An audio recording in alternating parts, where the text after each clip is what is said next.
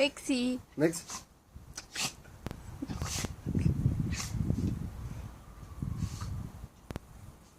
Mixi.